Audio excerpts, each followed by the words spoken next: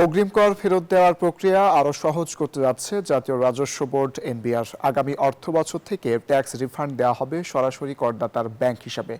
রোববার প্রাক বাজেট আলোচনায় একথা জানিয়েছেন এনবিআর চেয়ারম্যান। এ সময় তিনি জানান, স্বাস্থ্যের ক্ষতি বিবেচনায় তামাক, অ্যালকোহল ও মিষ্টি পানীয় পণ্যে কর কমানোর কোনো পরিকল্পনা নেই। তবে অর্থ পাচার ঠেকাতে বিদেশি প্রতিষ্ঠানগুলোর কর হার বাড়ানোর ইঙ্গিত দিয়েছেন সংস্থার চেয়ারম্যান।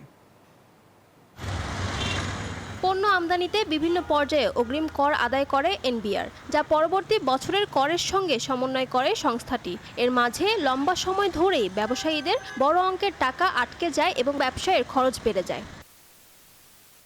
তাই ব্যবসায়ীদের সুবিধার্থে অগ্রিম কর রিফান্ড প্রক্রিয়া সহজ করা হচ্ছে। প্রকৃত আয়ের চেয়ে অতিরিক্ত কর নেওয়া হলে তা সরাসরি পৌঁছে যাবে করদাতার ব্যাংক হিসেবে। উদ্দেশ্য হলো রেজিডেন্ট ট্যাক্স পেয়ার তো আমি সেই কর্পোরেট রিটার্ন দিবে, যতটুকু ট্যাক্স কাটলাম ওইটার অ্যাডভান্স ট্যাক্স ক্রেডিট পাবে, আর বাকিটা সে পরে দিবে। টাকা আমি এখানে পাচ্ছি, রিটার্ন আপনি করুন।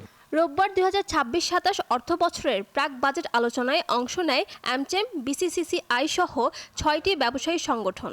এ সময় সারচার্জ, টার্নওভার কর, ট্রেড লাইসেন্স ফি, কাস্টম জটিলতা সহ শুল্ক ও কর বিষয়ক নানা প্রস্তাব দেন ব্যবসায়ীরা।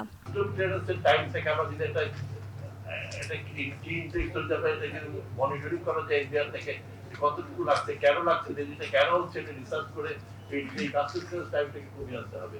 এটা যদি স্যার একটু উইথহোল্ডিং ট্যাক্সের সাথে আপনারা যে ডিটিএর মধ্যে যদি আর্টিকেল ইনক্লুড করে দেন, আমি কোনো ডিফারেন্সিয়েশন করতে পারছি না। আলোচনায় এনবিআর চেয়ারম্যান জানান, সরকারের পক্ষ থেকে রাজস্ব বাড়ানোর চাপ আছে, তবে আসছে বাজেটে রাখা হবে ব্যবসা বান্ধব কর কাঠামো।